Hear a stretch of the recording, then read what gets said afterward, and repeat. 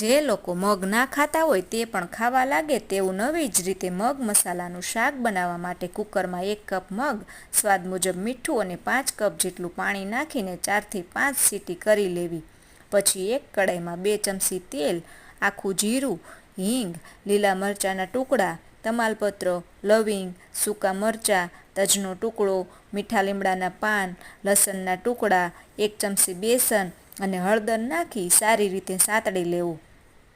અને બાફેલા મગ નાખી ધાણા જીરું પાવડર નાખી મિક્સ કરીને 2 કપ ગરમ પાણી નાખી સ્વાદ પ્રમાણે મીઠું નાખીને સારી રીતે મગ ઘટ થઈ જાય એટલે 1 લીંબુનો રસ,